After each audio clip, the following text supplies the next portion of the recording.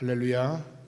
오늘 이 자리에 참석한 여러분들의 마음속에 또 여러분들의 인생과 가정 위에 하나님이 예비하신 놀라운 은혜, 말씀의 축복이 넘치는 귀한 아침이 되기를 주님의 이름으로 간절히 축원합니다.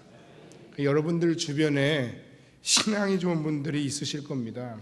그런데 여러분들은 과연 그 신앙이 좋다고 생각하는 그분들의 어떤 점들을 보고 신앙이 좋다고 생각하시는지 궁금합니다.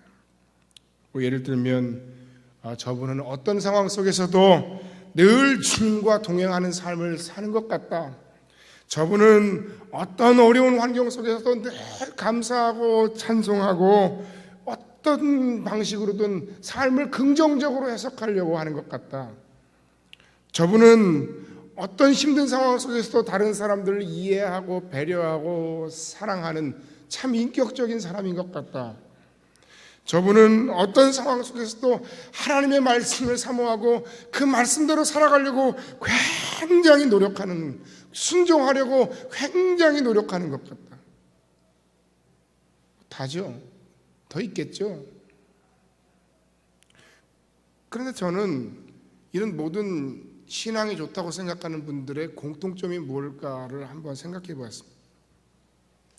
이 모든 것에 공통점이 있습니다.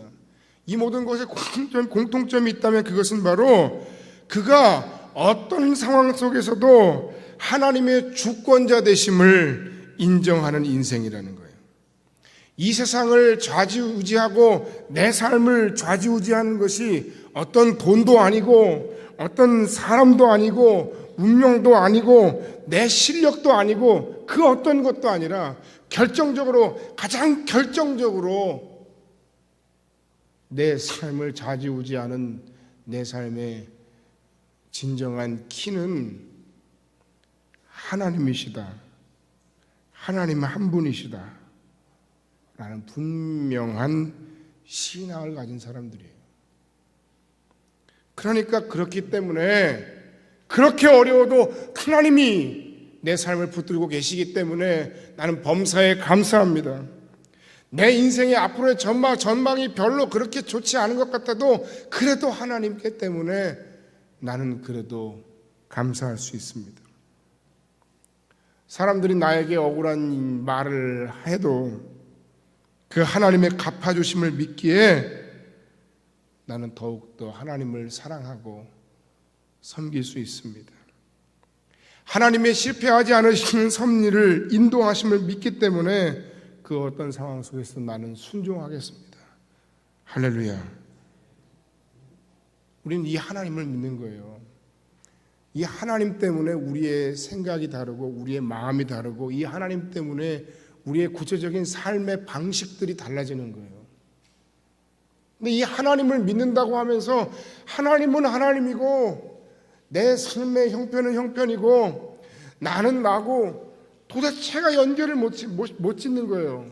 목사가 잘못 가르쳐서 그런지 여러분들이 머리가 나쁠 리는 없는데, 여러분, 이 세상의 주권자이신 하나님을 믿는 우리가 그 하나님의 능력을 우리의 삶 속에서 구체적으로 받아 누리며 사는 방법이 있습니다. 그것이 무엇인 줄 아십니까? 그것이 바로 기도입니다. 우리는 그 기도를 통해서 하나님의 능력을 내 삶에 가져오는 겁니다. 그래서 우리가 기도하면, 그래서 우리가 전능하신 주권자이신 하나님을 믿고 기도만 할 수 있다면 그 절망적인 상황 속에서도 감사하고 그 어려운 상황 속에서도 다른 사람을 오히려 배려하고 이해하고 그 힘든 상황 속에서도 말씀에 순종하는 삶을 살려고, 믿음으로 맡기는 삶을 살려고 노력하는 겁니다. 우리에게 그와 같은 능력을 하나님이 주시기를 원하시는데 그 능력 주시는 방법이 바로 기도입니다. 그래서 오늘 본문에서 보면 우리 주님께서는 우리에게 세상의 참된 주권자이신 하나님께 기도하는 법에 대해서 가르쳐주고 계십니다. 9절 말씀에 너희는 이렇게 기도하라 하면서 기도를 가르쳐 주시는 거예요. 여러분, 우리의 인생 가운데는 내 생각과 내 마음과 내 뜻대로 되지 않은 일들이 얼마나 많은지 몰라요. 우리가 힘들고 우리가 괴로운 이유가 그거예요. 뭔가 좀 해보려고 하는데, 그리고 뭔가 좀 내가 계획을 세운 게 있는데, 그리고 그게 나쁜 것도 아니에요. 심지어는 저도 그런 걸 느껴요.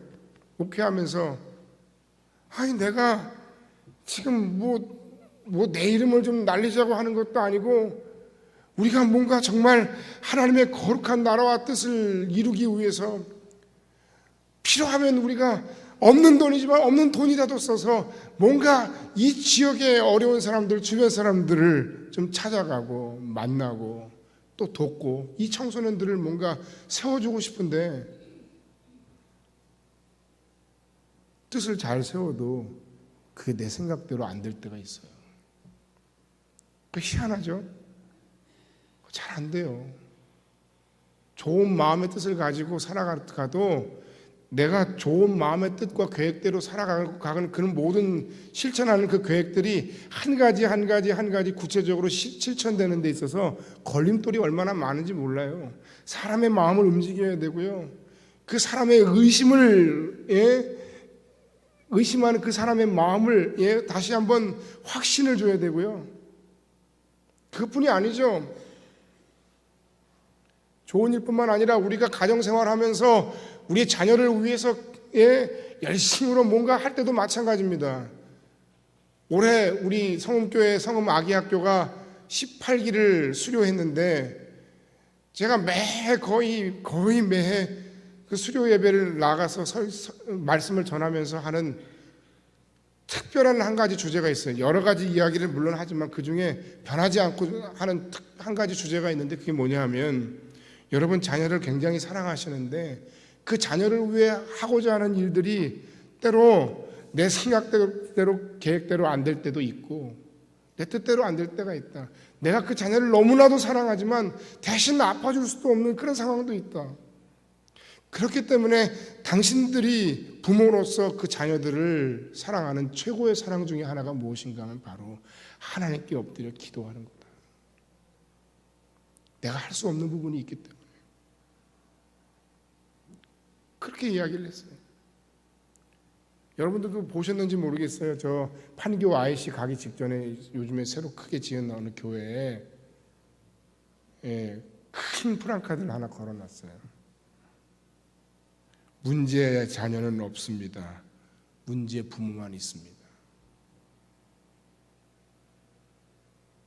문제의 글귀입니다. 뭐 대부분은 사실 맞는 이야기예요. 대부분은 맞는 이야기예요. 우리가 속상하지만 맞는 이야기예요. 뭐 아이들 탓하면 뭐 하겠어요. 나한테 혹시 문제는 없었는지 돌아봐야 되는데 그걸 우리가 인정을 못하죠. 또 간혹 가다가 정말로 부모는 문제가 없는데 아이만 문제가 있는 경우도 있을 수 있어요. 그런데 저는 그런 글귀나 그런 이야기 들으면 여러분 굉장히 속상하고 속 터지지 않습니까? 저는 그 속상한 부모된 여러분들에게 이런 이야기를 해주고 싶어요. 욥의 이야기를 해주고 싶어요. 하나님께서 정말 그 욥의 인생을 회복시키는 그 과정을 여러분이 좀 돌아봤으면 좋겠어요. 욥이 얼마나 억울한 상황을 당했어요. 뭐 자기가 어떤 특별한 잘못된 선택을 한 게 아니에요. 뭐 내가 투자를 잘못해서 내 재산을 날렸다는 것도 아니고 어느 날 갑자기 천재지변에 의해서 강도에 의해서 그 수많은 재산들이 다 약탈당하고 10명이나 되는 정말 생떼 같은 그 자식들이 집이 한꺼번에 무너져가지고 다 죽고 자기는 병들어서 막 기아를 북북 긁고 있는데 아내가 와서 이야기를 하나님을 저주하고 죽으라 하고 악담을 하고 떠나가고 자기를 위로하겠다고 온 친구들은 야 네가 얼마나 신앙생활을 거지같이 했으면 그래 하나님이 너한테 이런 상황을 주시냐. 그 처음에는 이 욥이 너무 원통하고 답답하니까 뭐 말싸움도 하고 변론도 하고 오르락 내리락 해요. 그런데 여러분 욥기 42장 6절 말씀에 보면 욥의 인생에 그 결정적인 그 고난의 터닝 포인트가 있었는데 그 터닝 포인트가 뭐냐면 그가 하나님 앞에 자신의 죄를 고백하고 회개하는 거예요. 한번 생각해 보세요. 욥이 회개할 게 뭐가 있어요?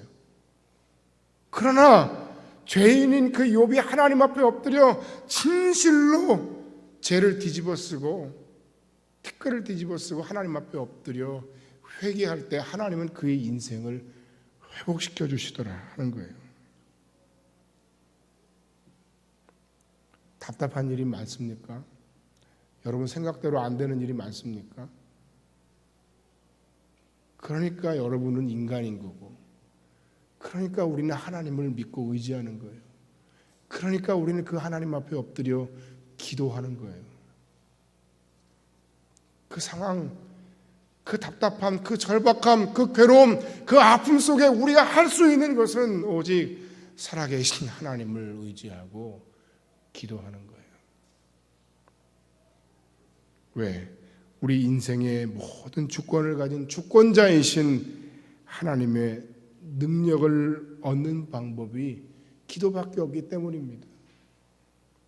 그 기도 가운데 하나님께서 내 인생을 불쌍히 여겨주시기를, 내 삶을 신실하게 인도하시지만 때로 내 마음, 내 뜻대로 되어지지 않는 일들, 속상한 일들이 많은 그 상황 속에서 그래도 내 인생에 하나님이 은혜를 주시는 것 말고는, 내 인생을 하나님께서 긍휼히 여기시는 것 말고는 다른 방법이 없음을 고백하고 우리가 그 하나님 앞에 엎드려 기도하는 겁니다. 본문으로 돌아가서 그 주님께서 우리들을 향해 가르쳐 주신 그 기도의 특징이 있습니다. 주기도문에 두 가지 기둥이 있습니다. 먼저 하나는 하나님의 나라와 그분의 영광을 위해 기도하라는 것입니다. 여러분 잘 아시죠? 이 내용은 9절로 10절 이하에 보면 하나님의 이름이 거룩하게 되는 것, 이미 거룩하신 그 하나님의 이름을 우리가 거룩하게 드러내는 것, 그래서 그분 앞에서 우리의 삶이 거룩해지는 것, 그의 나라가 임하도록, 그분의 뜻이 하늘에서 이루어진 것 같이 땅에서도 이루어지도록 간절히 기도해라. 마태복음 6장 33절에 너희는 먼저 그의 나라와 그의 의를 구하라, 그리하면 이 모든 것을 너희에게 더하시리라 하셨던 것처럼 우리는 하나님의 나라와 그 영광을 위해 먼저 기도해야만 합니다. 기도했어야만 했었습니다. 여러분의 기도 생활을 한번 돌아보세요. 그리스도인들이 평생 살아 숨쉬는 동안 계속해서 기도하는 그 기도의 삶을 살아갈 때 우리가 아무리 어렵고 아무리 힘들고 우리가 아무리 절박한 상황 속에 빠져 있을지라도 하나님의 나라와 그 영광을 위한 기도는 빠뜨리면 안 되는 거예요. 세계 곳곳에서 이름도 없이 빛도 없이 정말 주의 나라와 영광을 위해 뛰고 그리고 선교의 잔을 마시기를 주저하지 않는 선교사들을 위해 여러분이 기도하셔야 되는 거예요. 저도 한때 목회하면서 선교사들한테 상처를 받은 적도 있었어요. 다 그런 건 아니지만, 그러나 그럼에도 여러분, 하나님이 하나님의 일을 하시는 거고, 그 모든 상황 속에 우리가 가지 못하지만 빚진 마음으로 그들을 위해 기도하고 그들을 섬기고 그들을 위해 동역해야 합니다. 또 주님의 몸된 교회 공동체와 그 사역을 위해서, 교회를 위해서 여러분이 기도하셔야 되는 겁니다. 다음으로 우리 자신을 위해 기도해야 됩니다. 아까 선언에서 말씀드렸던 것처럼 우리의 인생과 삶의 그 절박한 기도의 제목을 놓고 간절히 기도해야 됩니다. 예수께서 가르쳐 주신 그 기도 가운데 보면 일용할 양식을 주시옵고 우리가 용서받은 것처럼 누군가를 용서할 수 있게 하시며 우리를 시험에 들지 않게 하시고 악에서 구하시옵소서. 그런데 여러분, 여기서 우리의 신앙과 우리의 기도는 균형이 중요합니다. 굉장히 균형이 필요합니다.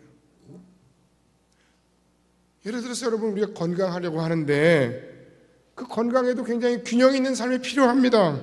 좋은 식단과 적절한 운동을 해야 됩니다. 운동은 전혀 하지 않으면서 그냥 좋은 음식만 먹고 또 특별히 좋다는 음식만 계속해서 더 많이 먹으면 그 몸이 건강해지겠습니까? 적절한 안배가 필요해요.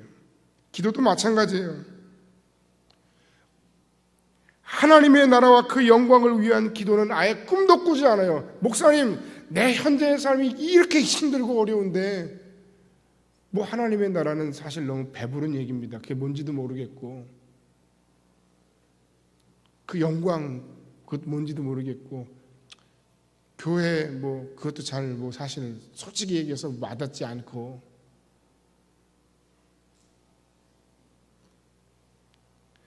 여러분 그런데 그런 기도를 할 수 없는 분들이 있다면 안타까운 거예요. 진정한 하나님의 사람이라고 이야기하기 어려워요. 성숙한 신앙이 아니에요. 아직 어린아이 같은 마음이에요. 이 땅에 속한 사람이고 세속주의자들이에요. 그러나 반대로요, 여러분. 먼저 그의 나라, 그의 영광을 위해 우리 기도하라고 했지만, 그래서 먼저 하나님의 나라와 영광과 주님의 온된 교회를 위해 선교 사역을 위해 기도하지만, 그러나 여러분 그렇다고 해서 자신을 위해서 하는 기도, 아예 하나님이 다 알아서 하시겠지 하면서 한마디도 기도하지 못하는 사람들. 아니 어쩌면 가끔 자신을 위해 하는 그 기도가 너무나도 심지어는 죄스럽기까지 하신 분들이 있습니까? 그건 역시 아닌 거예요. 우리 하나님 아버지께서는 우리들의 모든 필요를 채우시기를 원하십니다. 우리의 필요가 무엇인지 아시지만 우리의 입술을 통해 직접 듣기를 원하시는 겁니다. 나는 우리 아들을 위해서 뭔가를 해주고 싶어요. 예? 뭔가 해주고 싶은 게 너무 많아요. 근데 이왕이면 그 아들이 아빠 나는 이런 게 필요해, 이런 게 갖고 싶어라고 얘기하면 저는 훨씬 그 마음이 기뻐요. 여러분은 어떻습니까? 기도하시기 바랍니다. 우리의 인생에, 우리의 육신적인, 우리의 삶의 구체적인 필요를 위해 기도하시기 바랍니다. 하나님 앞에 에이 이런 것까지 기도해? 아니에요. 아주 디테일하게 기도하시기 바랍니다. 그래서 그 작은 기도 제목마저도, 아주 그 구체적이고 작은 기도 제목마저도 우리의 삶에 매일매일 들어주시고 응답하신 그 하나님의 은혜를 기억하며 감격하며 그 감격 속에서 살아 승리하고 그 간증이 살아 숨쉬는 여러분의 복된 인생과 삶이 되기를 주의 이름으로 간절히 축원합니다. 오늘 주께서 가르쳐 주신 기도 가운데 나를 위한 기도, 그 기도의 첫 번째 기도 제목이 바로 일용할 양식을 위한 기도입니다. 여러분, 이것은 우리의 인생의 가장 기본적인 욕구이면서 동시에 잘못 해석할 가능성이 가장 많은 기도입니다. 옛날 성경에 의하면 오늘 11절 말씀은 오늘날 우리에게 일용할 양식을 주옵시고라고 되어 있습니다. 근데 그 오늘날이라는 뜻을 잘못 이해하면 요즘으로 오해하기 굉장히 쉬운데 오늘날이 아니고 그래서 새로 번역한 개역 개정 성경에서는 오늘이라고 얘기한 겁니다. 오늘 한날을 의미하는 거예요. 오늘 우리에게 일용할 양식을 주시옵고, 일용할 양식은 꼭 필요한 오늘 하루분의 양식을 뜻하는 겁니다. 다시 번역하면 이 말씀만 놓고 보면 오늘 하루 나에게 필요한 하루분의 양식을 주시옵소서 라는 기도입니다. 이 일용할 양식을 주시옵고의 기도 제목에 담긴 굉장히 중요한 말씀의 의미가 있습니다. 첫 번째는 날마다 하나님만 의지하고 하나님 주시는 것에 만족하라는 의미가 있는 거예요. 이 기도의 의미를 가장 잘 설명하고 있는 본문이 출애굽 당시에 그 만나 사건인데, 이스라엘 백성들은 출애굽한 후에 광야에서 40년 이상을 보냈어요. 여러분, 그런데 광야라는 데가 뭐예요? 길도 없어요. 내 소유의 밭도 없어요. 기르는 동물도 없어요. 뭐 만만하지가 않은 거예요, 여러분. 그냥 구름이 떠서 가자 그러면 네 그러고 가다가 멈춰서 구름이 멈추면 쉬고, 또 밤에 불기둥으로 그들을 보호하시면 그 안에 있다가 다시 또 구름이 떠서 가면 그걸 향해 쫓아갔던 이스라엘 백성들이 뭐 농사를 지었겠어요? 뭘 했겠어요? 그런데 그 광야 가운데 아무것도 먹을 것이 없는 그 광야 가운데 그들은 그 200만이 넘는 그 이스라엘 회중이 온 회중이 굶지 않고 그들이 40년 이상을 버텨서 가나안에 도착해서 가나안을 정복했다는 거예요. 아침마다 하나님께서 그들에게 만나를 먹이셨는데 이 만나는 굉장히 작고 둥근 서리 같고 희고 꿀 섞은 과자 같은 맛을 내는, 그래서 그 만나를 가져다가 빻아가지고 빵도 만들어 먹고 하는데, 참 희한한 건 뭐냐면 하나님이 만나를 내리시는데 각 사람이 먹을 수 있는 딱 하루의 분량치만 주셨다는 거예요. 출애굽기 16장 17절 이하에 보면 그 거둔 것이 많기도 하고 적기도 하나 오멜로 되어 본즉 많이 거둔 자도 남음이 없고 적게 거둔 자도 부족함이 없이 각기 식량대로 거두었더라. 그러니까 어떤 사람이 좀 욕심을 부려가지고 많이 거두었는데 그 다음날 그 만나를 먹을 수 있더라 없더라? 자꾸 채워놓으려고 그러는 거죠. 쟁여놓으려고 그러는 거예요.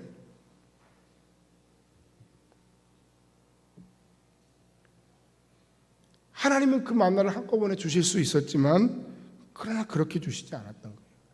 매일의 만나를 주심으로 하나님은 그들을 훈련하신 거예요. 뭘요? 양식을 주시는 이가 하나님이세요. 여러분의 인생을 책임져 주시고 여러분의 인생에 복을 주시는 이가 하나님이세요. 할렐루야. 그것도 노동이라고 바가지 들고 나가서 그 만나를 퍼가지고 오는 게 노동이라고.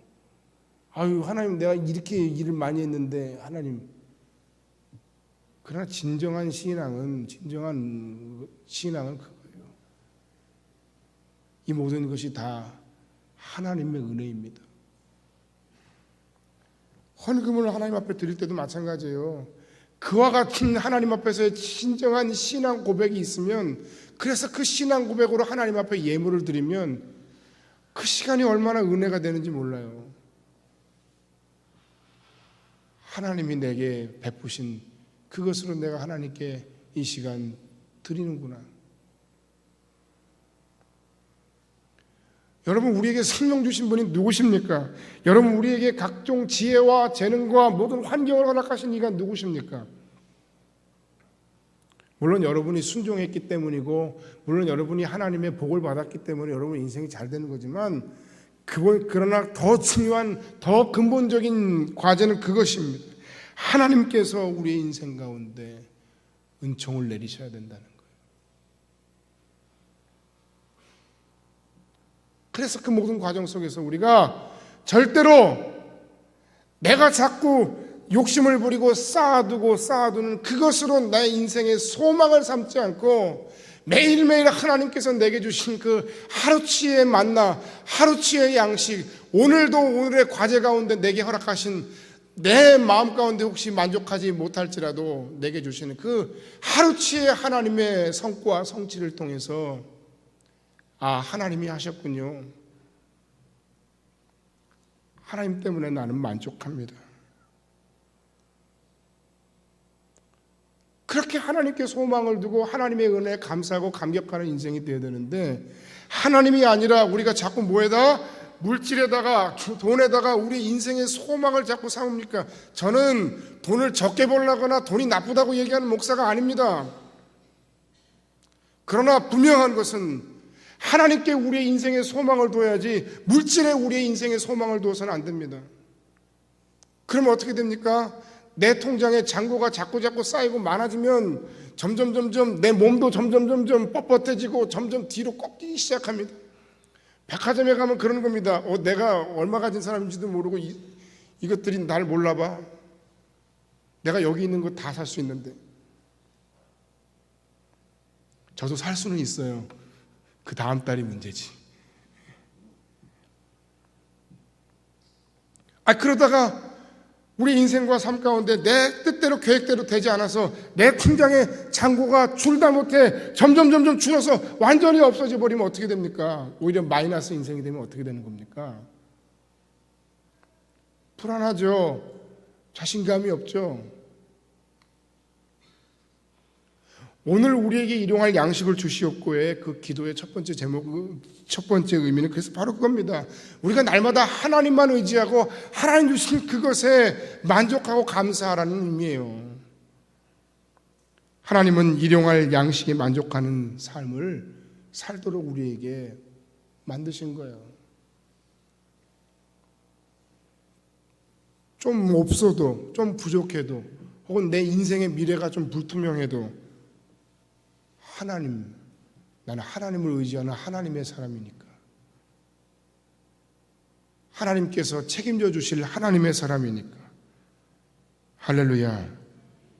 그것이 바로 일용할 양식을 위한 기도의 첫 번째 의미입니다. 두 번째, 주신 것으로 하나님의 영광과 이웃을 위해 살아야 합니다. 오늘 우리에게 일용할 양식을 주시옵고 해서 여러분, 우리에게라는 단어에 주목하시기 바랍니다. 이 간구를, 이 우리에게라고 하는 이 단어는 일용할 양식을 위한 우리의 기도를 또 다른 차원으로 인도합니다. 나는 일용할 양식으로 배불림을 받았습니다. 그러나 그렇다면 나의 기도는, 일용할 양식을 위한 나의 기도는 과연 끝난 것일까요? 내가 오늘 배부르고 등 따시고 그리고 내가 오늘 평안하니까 나는 다른 사람을 위해 기도할 필요가 없는 걸까요? 저만 해도 별로 사실 굶은 기억이 없어요. 좋은 부모님 만나가지고 그런데 저보다 위에 선배 되시는 위에 신앙의 선배들이나 연배 가지신 분들은 아마 그런 경험이 많으실 거예요. 우리에게 주어진 하루하루의 양식을 보면서 이것이 하나님의 은혜임을 얼마나 우리가 고백하며 감사할 수 있습니까? 제가 신학대학 다닐 때 저는 나중에 알았어요. 요새도 그런 친구들이 있는지 모르겠는데 공부도 잘하고 그리고 열심히 하는데 점심때 도시락이 밥을 사 먹을 돈이 없으니까 그거 몇 푼 안 해요. 여러분 아시잖아요. 예? 20여 년 전에 20몇 년 전에 한 끼 밥이 얼마 했겠어요. 근데 그거 먹을 게 없어가지고 수돗물로 배를 채우고, 진짜로 나중에 들었어요. 수돗물로 배를 채우고 그 학교 뒷동산에 올라가서 기도하던 친구들이 있었다는 거예요. 그 중에 한 친구를 내가 나중에 알게 돼서 유학 갔던 그 목사를 제가 굉장히 격려하면서 우리 교회에서 후원했던 일이 있는데, 여기 캐나 선교사라고 하는 주정훈 목사예요. 학교를 1등으로 들어와가지고 너무너무 공부도 잘하고 똑똑하고 열심히인데 상황이 그랬던 걸 몰랐어요. 내가 나중에 알고 너무너무 미안하고 죄스러운 마음, 빚진 마음이 너무 많아가지고 이걸 어떻게 갚아야 될까? 하나님께서 나에게 이걸 알게 하신 건 뭔가 나로 하여금 저 친구를 뭔가 하나님의 사역을 위해서 뭔가 하라는 건데,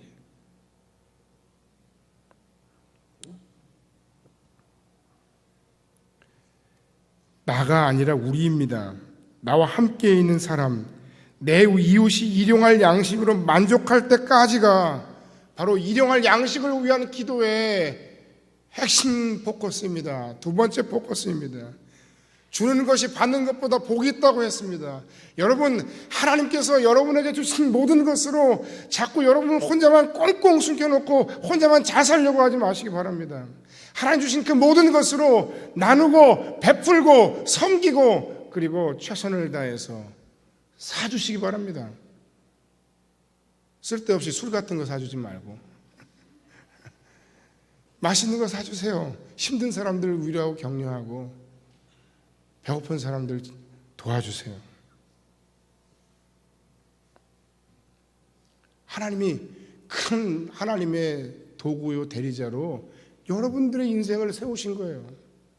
왜 그건 모를까요? 감리교회 창시자인 요한 웨슬레가 어느 곳을 가나 복음 설교만 막 계속하니까 사람들이 실증을 내는 거예요. 아유, 이제 지겨워서 못 듣겠어요. 그래서 요한 웨슬레가 광고를 하루는 합니다. 다음 주에는 제가 부자에 대해서 설교하겠습니다. 아, 네, 그렇습니까?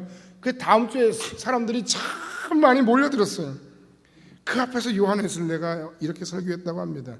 첫째, 여러분 되는 대로 많이 돈을 벌어 부자가 되십시오. 큰 부자가 되십시오. 아멘. 그 다음 둘째, 여러분 될 수 있는 대로 많이 저축하십시오. 야, 요한 웨슬레 목사가 달라졌다. 아멘, 아멘. 셋째, 그 돈을 다 남을 위해서 쓰십시오. 하니까 성도들이 다 도망가더래요.